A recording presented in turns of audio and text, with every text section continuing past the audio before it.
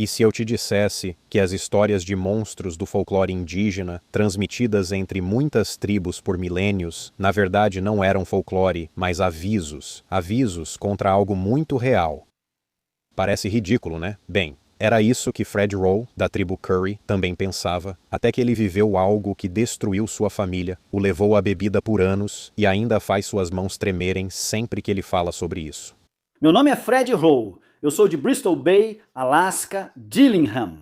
Sou membro do Conselho Tribal Chug Young e é uma daquelas coisas que quando você nasce nisso, não percebe a profundidade da história e da cultura. Quando mais jovem, você meio que dá isso como certo. Então eu aprendi, sabe, com a experiência de vida, exatamente o quão abençoado sou por vir de uma cultura assim.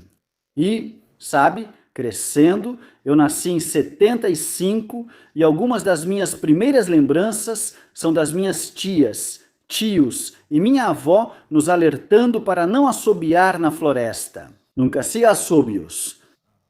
Se você ouvir crianças rindo na floresta, tem que ter certeza de que é um dos seus primos, senão não siga, porque o homem peludo vai te pegar e te comer. Eu era um garoto esperto e achava que só brincavam para nos manter longe da floresta até 1983, quando fugi para trabalhar na minha casa na árvore.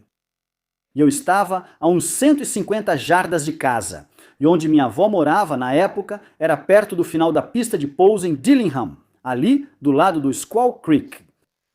Então eu estava andando e olhando meio que para os meus pés, pensando no que eu ia fazer na minha casa na árvore, porque eu estava usando uma daquelas redes velhas de pescar.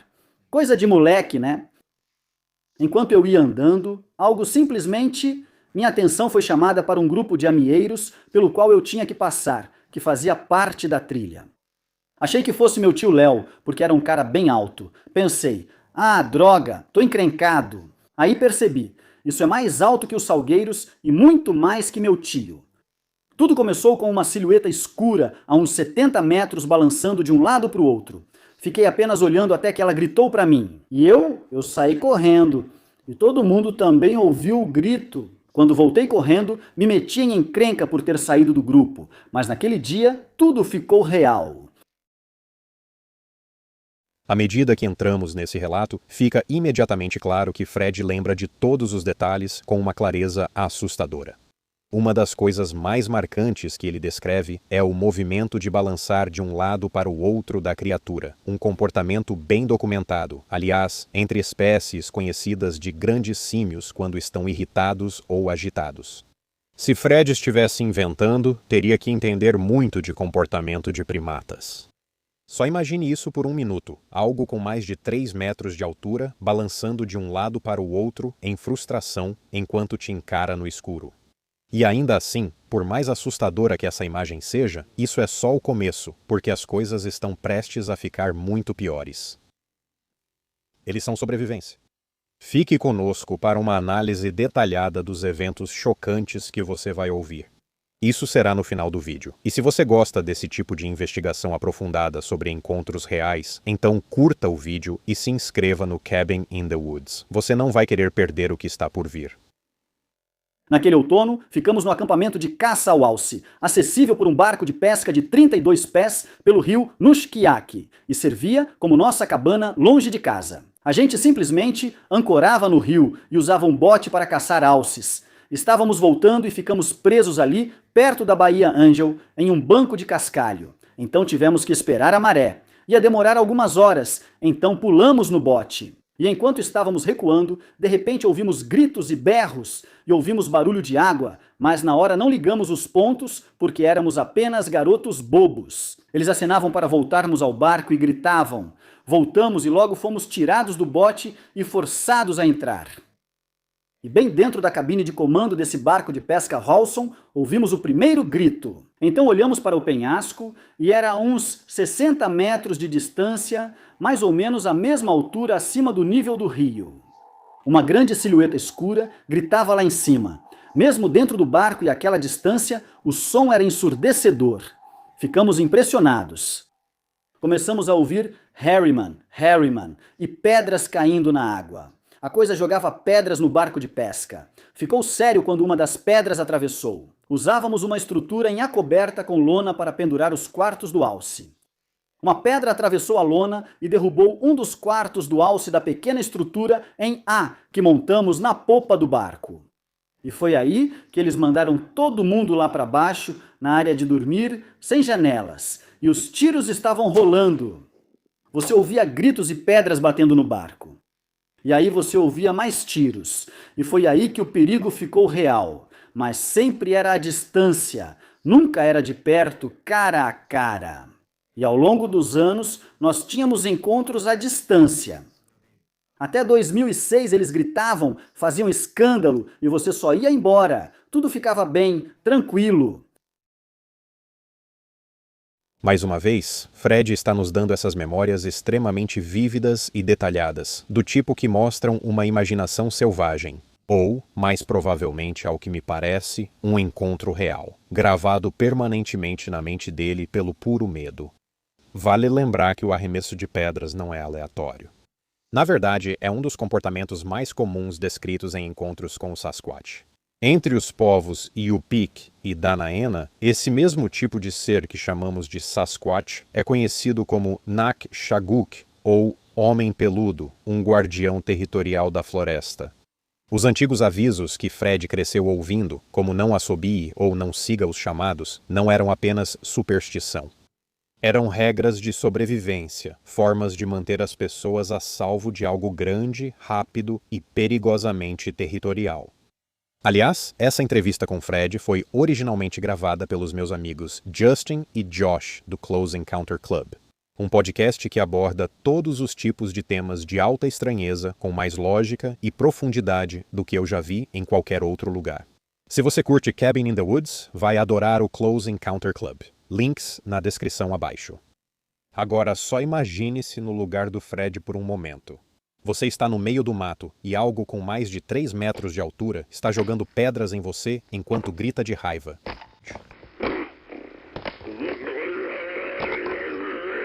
Assustador o suficiente, você pensaria, certo? Mas aqui está o detalhe. Aquelas não foram as últimas pedras jogadas em Fred e sua família. O que aconteceu depois, na expedição dele em 2006, levou tudo a um novo patamar. A preparação para essa viagem, na verdade, começou em 2004. Meu tio e meu primo, nós éramos como 3 ervilhas na mesma vagem. Se havia alguma aventura para viver, éramos nós 3 no centro de tudo, se não os únicos. E meu tio queria garimpar ouro bem lá em cima, perto de onde está proposta a mina Pebble, no rio Nuyakuk, que fica a 248 milhas fluviais de Dillingham. Levou 2 temporadas para ele juntar uma calha portátil para garimpo e todas essas outras coisas fáceis de carregar para mineração de ouro. Basicamente, ele queria conferir e talvez registrar um direito de mineração. Saímos de Dillingham em 13 de setembro de 2006, um dia após meu aniversário. E levamos até o dia 17 para chegar lá, porque meu tio, que na época estava na casa dos 60, já faleceu desde então. E então chegamos a esse lugar específico no rio Nuyakuk. Ficava a cerca de 13 quilômetros fora dos limites do Parque Estadual Wood-Tik-Tik, descendo o rio Nuyakuk. E o Nuyakuk é o maior afluente do rio Nushigaki, em volume, certo? Então, pode-se dizer que é um lugar bem remoto. Quero dizer, estamos de 16 a 32 horas de qualquer tipo de ajuda da guarda costeira. Ou seja, é realmente isolado. E então, chegamos lá algumas horas antes de escurecer. Em setembro, nessa época do ano, é mais ou menos um ciclo de 12 por 12, sabe? 12 horas de luz do dia e 12 horas de escuridão. Na primeira vez que chegamos lá, eu e meu primo éramos só operários do meu tio.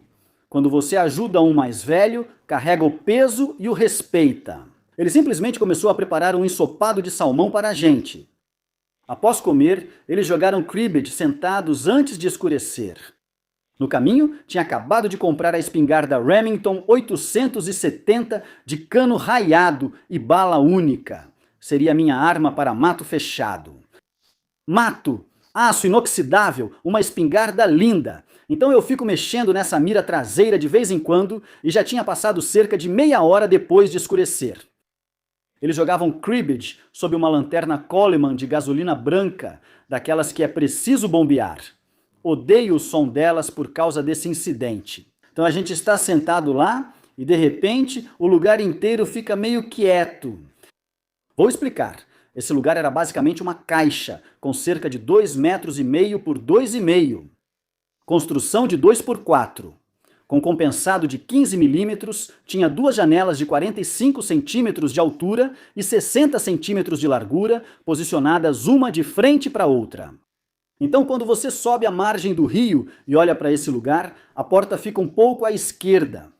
Tinha um suporte de tambor antigo, mas sem tambor, só o pequeno. Era um fogareiro a óleo de barco de pesca que alguém colocou ali. Aquilo não era mais usado, pois o local estava defasado há uns 10 anos, era uma antiga torre de contagem de salmão e ainda restavam vestígios dela. Naquela época, os caras literalmente subiam nela, olhavam para a água e apertavam um contadorzinho, literalmente contando os salmões enquanto eles passavam nadando. Então, meia hora depois de escurecer, mais ou menos, o lugar inteiro range, como se um vento forte tivesse batido ali, sabe? E aí a gente meio que se olha. Quando eu olho para onde meu primo está sentado nessa mesinha de cartas, entre o ombro dele e o topo da janela, eu vi a escuridão se mover. Bem, a gente estava perto de um rio de salmão, então, na hora eu pensei, urso! Peguei a espingarda e a gente tinha um holofote de 1 milhão de velas. Então pegamos ele com uma bateria nova. Ele pegou o 3006. A gente só abriria a porta e espantaria o urso ou atiraria nele. Se ele avançasse, era só lidar com isso, espantando-o. A gente não queria ursos por perto, então quando abrimos a porta de uma vez, eu estava com o holofote e a espingarda apoiada no braço. Olhamos para a direita, na margem do rio, e não vimos nada. Procuramos bem e então viramos para a esquerda. E eu e ele estávamos só um passo fora dessa porta. Só um passo. E quando virei para a esquerda, quando a gente chegou, acho que seria na posição entre as 10 e as 11 horas. A posição é onde o feixe começou a bater na linha das árvores, a uns 45 metros à nossa esquerda.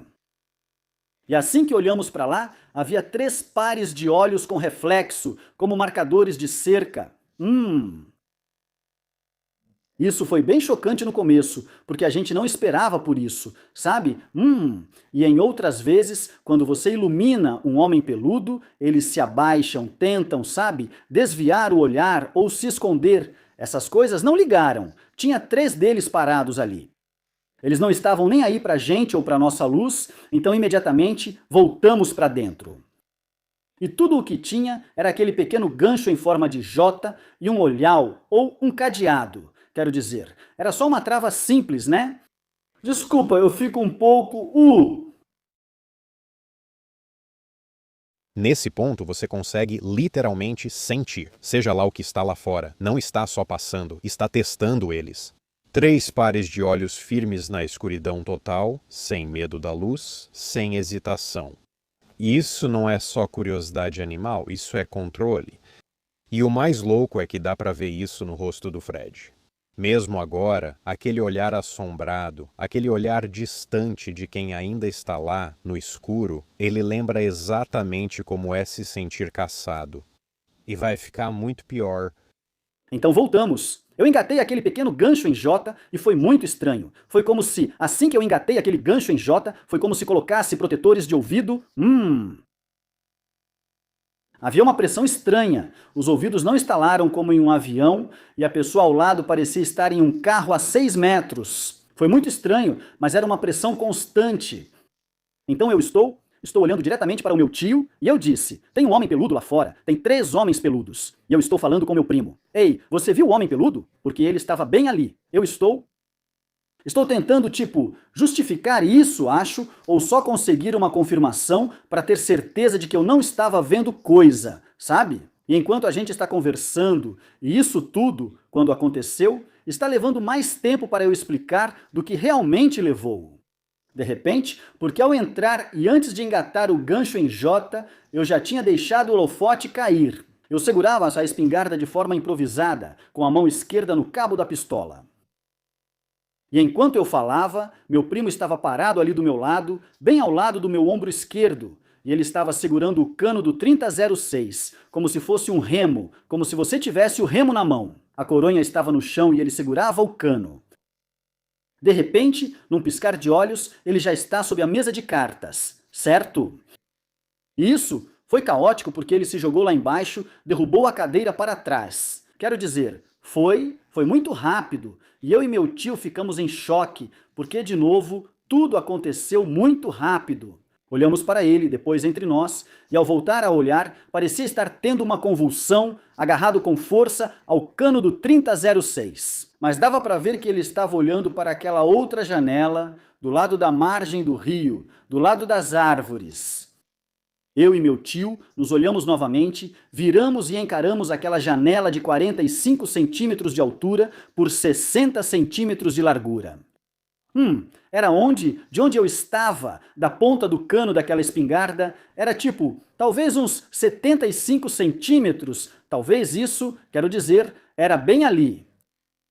Quando nos viramos, vimos essa coisa olhando para baixo, para o meu primo. Só enxergamos da parte de baixo do nariz até o topo das sobrancelhas naquele espaço de 45 centímetros enorme. Os olhos deviam estar a uns 30 centímetros de distância entre si.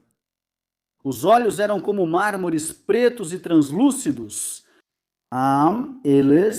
Havia vida neles porque dava para ver, acho que sabe, o brilho da vida, se você quiser chamar assim. Mas também há um pouco de brilho nos olhos por causa da lâmpada dentro, então tem um leve brilho avermelhado acontecendo ali dentro e... Dava para perceber que era tridimensional por causa disso. Caso contrário, você só pensaria que era tipo uma bolinha preta arredondada, sabe? E tinha uma pele acinzentada, uns 2 tons mais escura do que cimento molhado.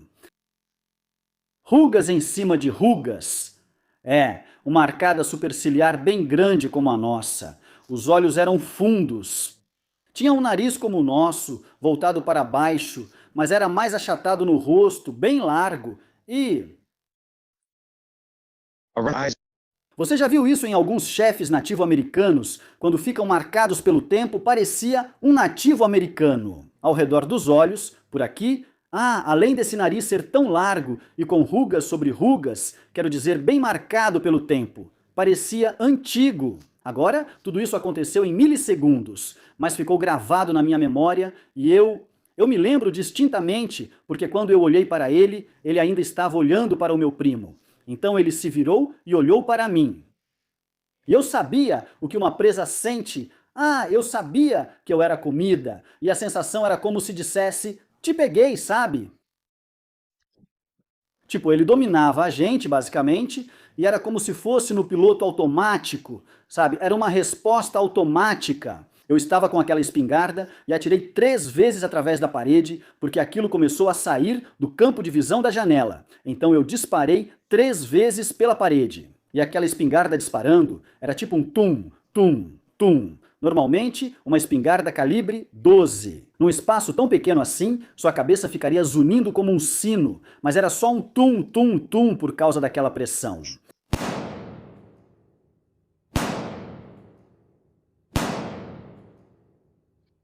E essa pressão de que estou falando durou o tempo todo, não variou, ficou só pressão. E então, quando atirei através da parede, foi um grito simultâneo e o lugar tremeu, quase me derrubou. Foi tão violento.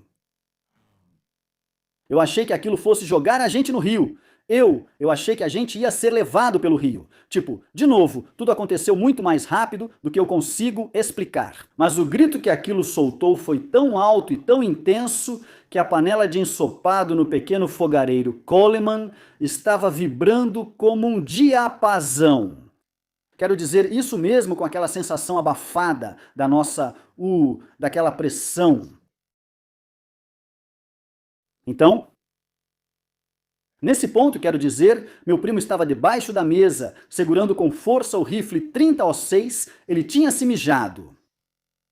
Meu tio basicamente travou e sentou naquela área pequena, naquele cantinho de dormir escuro, onde fica... É basicamente a parte que era do trailer antigo. E cara...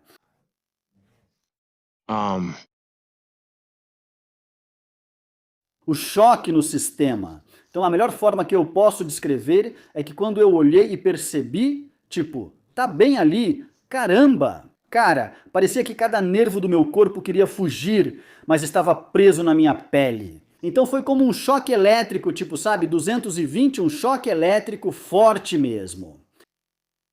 E então, parado ali, eu conseguia sentir o cheiro da pólvora. É um caos. Meu primo está fora de combate, meu tio basicamente travou e eu estou em pânico. Cara, estou tremendo igual vara verde. E eu acabei apenas sentado ali, com aquele chiado do lampião Coleman bem ao lado do meu ombro direito, logo acima de mim e segurando aquela espingarda com tanta força. Tive que soltar porque minhas mãos doíam e não sentia elas.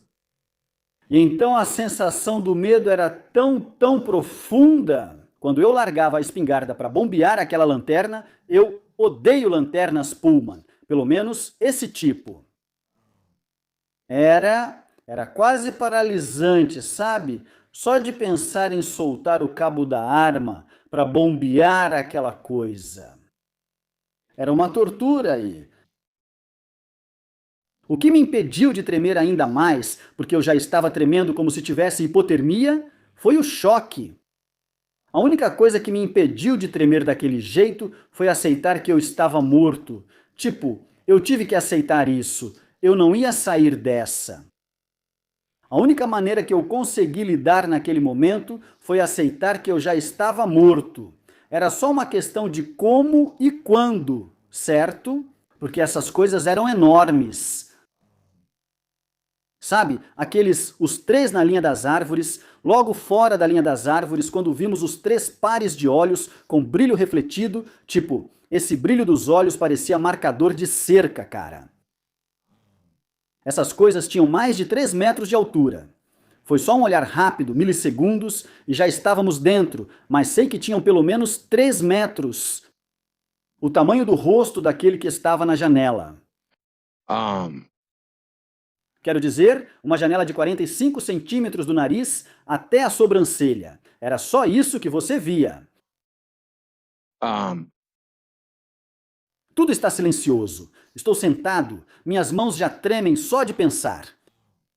E foi como se me resignar à morte fosse a única coisa que me impediu de tremer tanto, a ponto de eu conseguir pelo menos focar em alguma coisa. Tentei obter resposta do meu primo e pegar o 30-06 dele, mas ele a segurava num aperto tão forte e ainda estava carregada. Não queria que ela disparasse acidentalmente, ainda mais do jeito que ele segurava. Parecia que ele estava tendo uma convulsão. De vez em quando ele balbuciava algo, mas nada com sentido.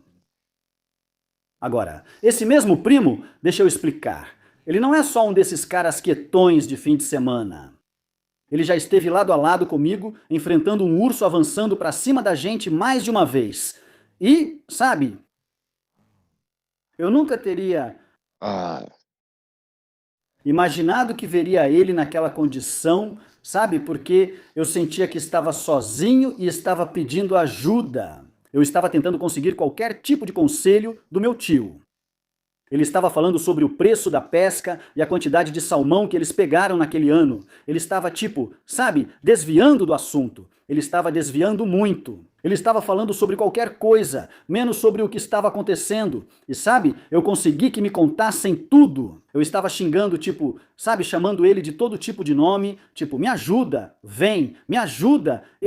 Vocês estão bem aqui, me ajudem. E esse tipo de coisa acontecia de vez em quando. Mas vou te dizer, quando uma mariposa batia naquela janela, cara... Eu nem consigo contar quantas vezes só isso quase me fez ter um colapso nervoso. E simplesmente transformar o lugar em queijo suíço, porque tudo o que eu conseguia pensar era, como é que eles vão destruir esse lugar? E me agarrar e me jogar contra uma árvore ou sei lá o quê? Sim, foi um pesadelo. Porque eu estava com 2 pessoas que ainda amo muito e que meu tio descanse em paz. Mas eu nunca imaginei, nem em 1 milhão de anos, que eu me sentiria tão sozinho com esses 2. Sabe, porque nós somos caçadores de subsistência, cara. Essa é a nossa cultura, caçar, caçar morsas. Quer dizer, enfim, beluga, tudo isso. E ver os dois naquela condição foi realmente difícil de aceitar naquele momento. Sabe? Porque eu nunca teria imaginado. Não é como se eu fosse o durão da história. Não entenda errado o que estou dizendo. Eu só agi no automático. Não foi como se eu fosse salvar todo mundo, nada disso. Eu estava morrendo de medo e só queria que saíssem de cima de mim. Foi só no automático. Eu não pensei ativamente, tipo, preciso atirar agora para nos proteger. Não, foi só pá, pá, pá. Não teve nada de heroísmo. Sabe o que eu quero dizer? Não estou tentando pintar esse tipo de quadro, tipo, foi só por minha causa. Nada disso. Eu estava morrendo de medo. Então, sentado ali, tentando meio que entender o que diabos fazer, sabe? Porque eu não estava recebendo conselho do meu tio e do meu primo, tipo, esquece!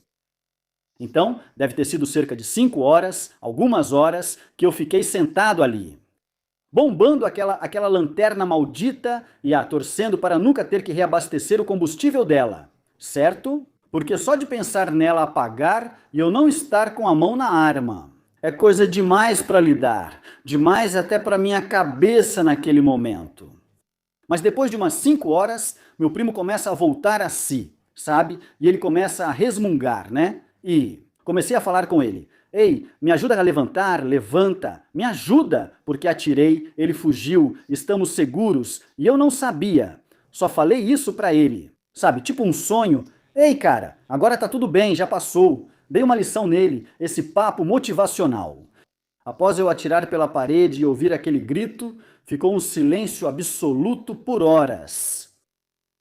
E então, conversando com meu primo quando ele, sabe, voltou ao normal, eu perguntei para ele, o que você viu? O quê? Por que você acabou embaixo da mesa? Porque era tão confuso para mim como aquilo aconteceu. E ele me contou que quando eu estava tentando falar com meu tio, ele estava olhando pela janela e essa coisa estava um pouco mais afastada da janela. E ela sorriu. Ele só distinguia vagamente aqueles dentes grandes e quadrados. Ele disse que os caninos eram um pouco maiores que os nossos, mas tinha maxilar largo, dentes grandes e quadrados, e sorriu ou mostrou os dentes. E ele disse que simplesmente, ele caiu no chão, sabe? Porque foi um choque para ele. E ele disse que, quando caiu no chão, estava tentando nos avisar. Cuidado, cuidado, está lá fora, mas não conseguiu. Por isso parecia que ele estava tendo uma convulsão. Ele tentava falar, mas não conseguia por causa do medo. Ele disse que estava mais longe, se aproximou, olhou para baixo antes de nos virarmos e vermos, então aquilo estava mais distante. Ele caiu, isso fez com que a coisa se aproximasse, e ela olhou para ele. Nós nos viramos, vimos, ela se virou e olhou para mim, e então eu atirei através da parede, certo? Assim que ele voltou para junto da gente, por assim dizer, todo mundo discutindo, vamos cair fora daqui, né? Mas lá fora está um breu total. Um problema será quando chegarmos lá. Esse barco em particular que usamos era um barco de fundo chato de 22 pés, usado para pesca comercial naquele local. Então, ele era configurado de forma diferente do seu barco comum, em que a linha da âncora tinha uns 21 metros, certo? E quando chegamos lá, puxamos tudo e enterramos na tundra. Sabe, aquele tipo de musgo, e navegar no rio à noite é muito perigoso. Então pensamos, vamos garantir que nada fique do lado de fora. A gente ia sair de fininho, deslizar para fora dali à deriva e só ficar quieto. Esse era o plano inicial. Aí meu primo falou, vamos usar aquele holofote e garantir que eles foram embora. Estamos olhando para onde vimos o brilho nos olhos, mas agora está tudo silencioso e vazio. No canto de trás desse pequeno prédio, aquilo era uma antiga latrina. Ficava a uns 12 metros no máximo, logo depois daquele canto de trás, do lado da margem do rio, certo? E estava um pouco deslocado.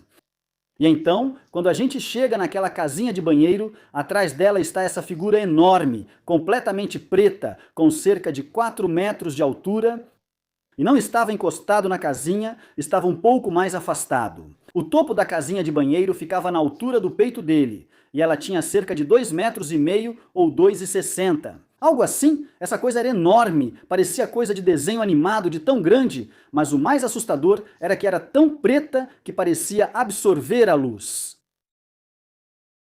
Era literalmente como se fosse um grande vulto preto. Não tinha nada ali pra gente. Era essa energia, não era nada de comunicação telepática ou algo assim.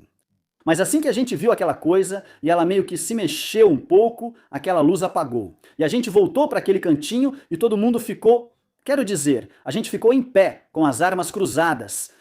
Eu estava tagarelando sobre nem sei o que. Foi muito estranho. O que você faz com isso? Parecia que aquilo absorvia a luz, cara, isso é 1 milhão de velas. Essa bateria era nova e ele acende. Você sabe do que falo.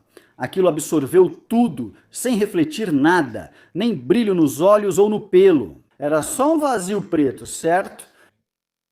No entanto, mesmo sendo um vazio preto, dava para ver que era volumoso, imponente. Era grande como em desenho animado, sabe? Enquanto a gente estava sentado lá, continuou. Não havia barulho, só nosso completo silêncio, certo? Então, nosso plano era cortar a linha e sair dali rapidamente. Tipo, são uns 6 metros até a beira do rio, uma queda de uns 5, 6 pés. Quero dizer, era ali, mas parecia estar a 30 quilômetros, sabe? Com a escuridão lá fora. Então, estávamos bolando o nosso plano. Ah, sabe, meu primo, o plano inicialmente. Ele vai cortar a corda para poder pular, ligar o bote, e a gente só vai entrar, fazer o que for preciso para sair dali. O plano era que ele ia pegar a espingarda, eu ia ficar com a 3006. Meu tio tinha essa velha espingarda Wingmaster, um verdadeiro monstro, tipo uma espingarda de caça a gansos, basicamente. Tiramos as munições de chumbo miúdo dela e colocamos vários balotes meus. E o nosso plano era sair pela porta em grupo. Ele ia pular, cortar a corda e ligar o bote. Eu ia ajudar meu tio porque era uma margem bem íngreme. E de novo, ele estava na casa dos 60 anos, não era frágil, mas também não era exatamente ágil, sabe? Então tudo isso, todo esse planejamento estava acontecendo. E era como se, toda vez que a gente se acalmava e tinha aquele pensamento de seguir em frente, sabe? Parecia que outra coisa acontecia, porque ali perto dava para ouvir o barulho das hélices de um helicóptero. Aquele som de tum, tum, tum, tum, tum. E era tipo, o que diabos é isso? E a gente começou a sentir no chão, sabe, aquele tum, tum, tum correspondente. E uma dessas coisas deve ter passado correndo e Quando isso aconteceu, teve uma confusão enorme lá fora. Tinham vários deles correndo por aí e dava para perceber que estavam indo em direções diferentes e tal. Mas dava para sentir a diferença de peso, pelo impacto no chão, o que era uma loucura. Porque pouco antes disso, tinha aquele som de vento do rotor, aquele tum, tum, tum. Pouco antes disso, a gente apagou a lanterna para nossos olhos se ajustarem e podermos seguir em frente. E aí aquela parada acontece. Imediatamente, a gente se escondeu num cantinho e era tipo correr um pouco e depois recuar. E aí, um momento depois, eles faziam de novo. E foi tipo uma tortura estranha. Eu senti que eles estavam brincando com a gente. Terror absoluto.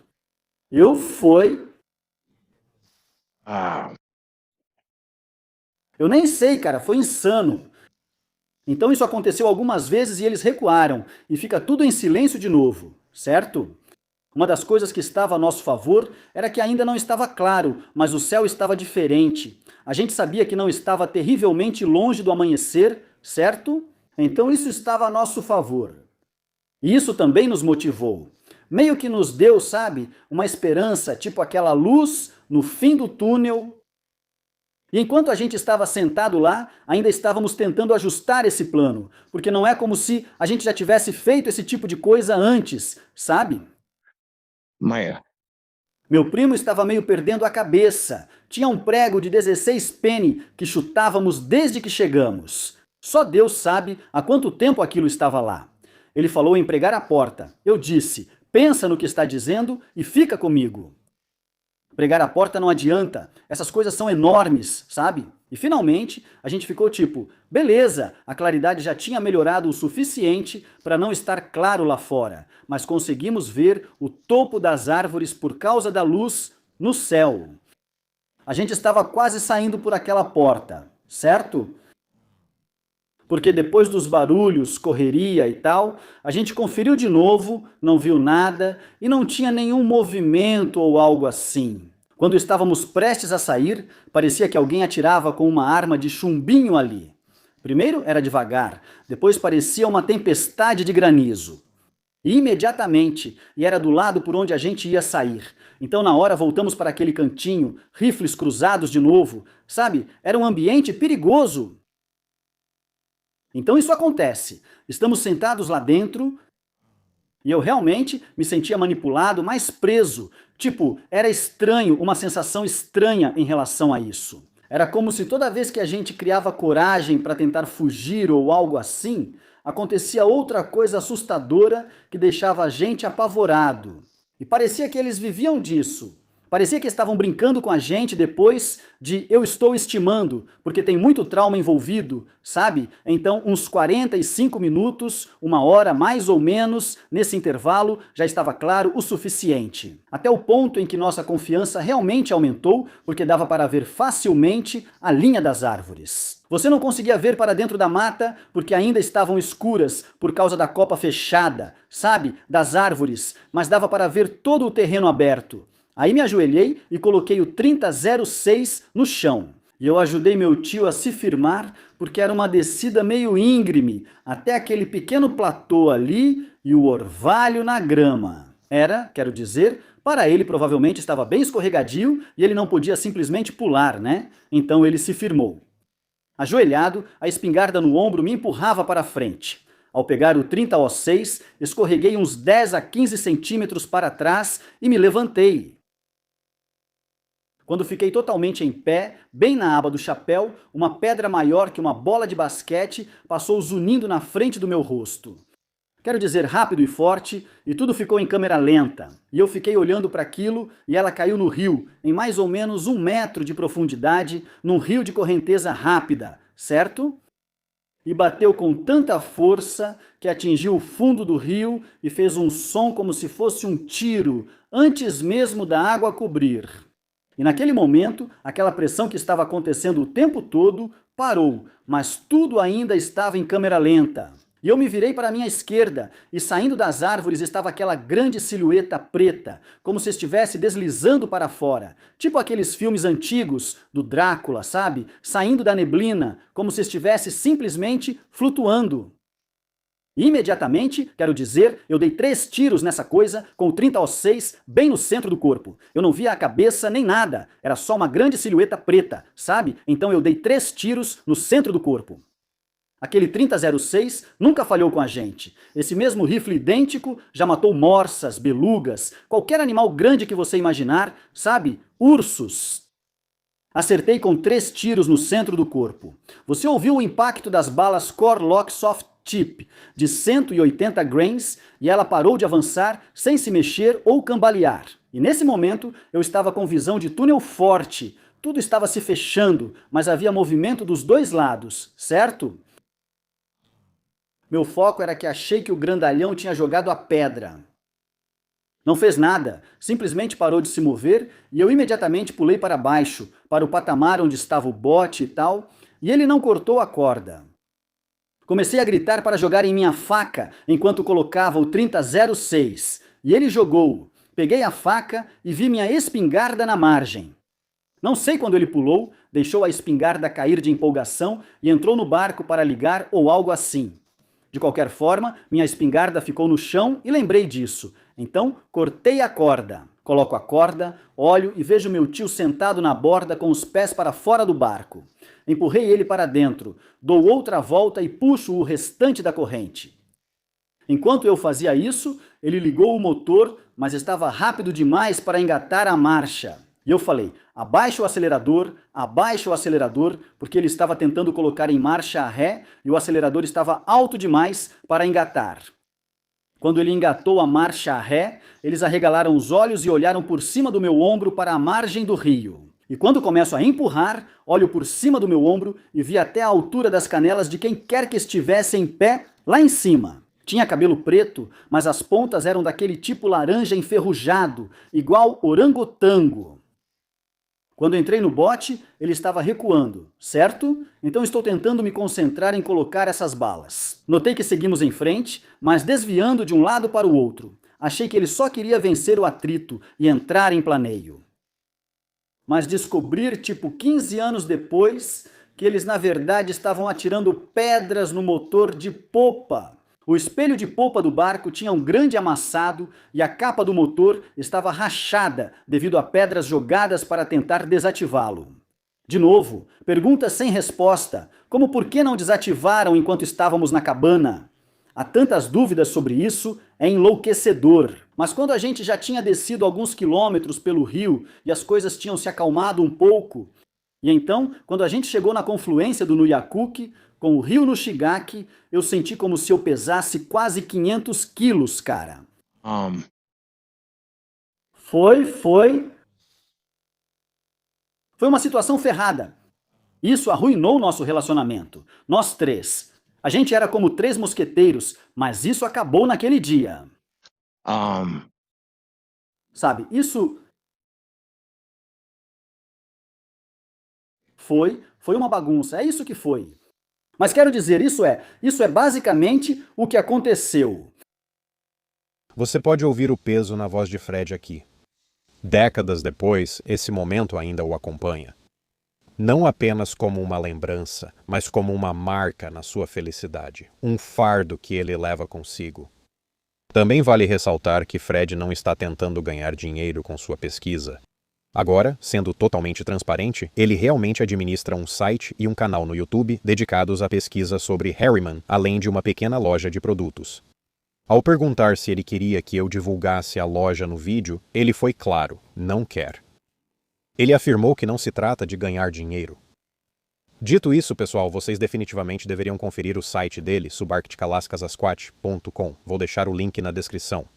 Há muitas informações e detalhes de localização sobre uma quantidade assustadora de avistamentos do Harriman. Mas apesar do trabalho incrível que o Fred está fazendo, é óbvio que ele não está atrás de fama. Ele está fazendo isso por um único motivo: ajudar quem já teve experiências e alertar todo o resto. Agora, sobre aquele momento em que o primo do Fred viu a criatura sorrir. É um daqueles detalhes estranhos que, na verdade, dizem muita coisa. Sorrir, que na verdade é apenas mostrar os dentes, é um comportamento de ameaça conhecido entre as espécies de grandes primatas documentadas. Chimpanzés, gorilas e orangotangos. Todos eles são conhecidos por mostrar os dentes quando querem afirmar dominância. E não vamos esquecer, Fred nem viu isso pessoalmente. Quem viu foi o primo dele. Se você estivesse inventando uma história como essa, por que acrescentaria um detalhe tão estranho que nem presenciou pessoalmente e ainda por cima tão específico? E tem a altura, 4,20 metros. As pessoas podem zombar disso, mas Fred não é o tipo de cara que exagera desse jeito. Ele é um caçador e pescador experiente, alguém que dependeu dos próprios olhos e julgamento para sobreviver a situações perigosas por décadas. É óbvio, quando você conversa com ele, que ele entende de distância, escala e perspectiva melhor do que a maioria. E embora o tamanho de 14 pés pareça inacreditável, na verdade é consistente com uma tendência biológica bem documentada. Carl Bergman era um biólogo alemão, provavelmente mais conhecido hoje pela chamada Regra de Bergman, que é basicamente o princípio de que predadores ficam maiores quanto mais ao norte você vai.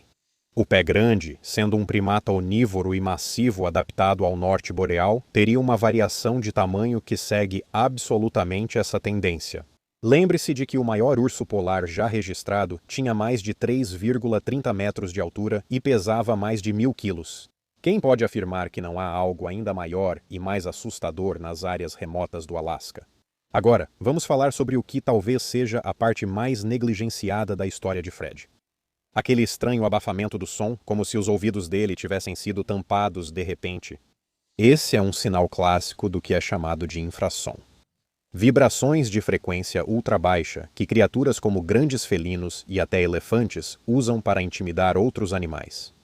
Geralmente presas, o infrassom pode desorientar você, causar náusea e até paralisá-lo com esse medo inexplicável. Combine esse conhecimento com o fato de que os 3 homens, experientes, armados e acostumados ao ambiente selvagem, foram completamente dominados pelo pânico. A teoria do infrassom faz muito sentido. Eles não estavam apenas assustados. Eles estavam sendo atingidos por algo físico e mensurável, algo projetado para levar a resposta de medo deles ao extremo. Agora, vamos falar sobre aquele momento com a pedra, aquela que bateu na água com tanta força que parecia um tiro. Não sei quanto a você, mas esse detalhe realmente ficou na minha cabeça. Então, é claro, decidi testar isso. Meu irmão Joe é um ex-campeão de arremesso de peso e eu pedi para ele me ajudar a recriar esse cenário. Usamos uma pedra do mesmo tamanho e água com 1 metro de profundidade, como Fred descreveu. Veja o resultado. E aí, pessoal, eu sou o Joe, sou o irmão do Robert. Eu fui um arremessador de peso de nível mundial na Universidade do Tennessee e hoje vou ajudar meu irmão a ver como é fácil para mim criar um barulho realmente alto e estrondoso jogando essa pedra de granito do tamanho de uma bola de basquete em cerca de 1 metro de água aqui na margem do lago. Então não sei bem o que esperar, mas vamos lá. Vou lançar isso o mais forte que eu puder e ver o que acontece.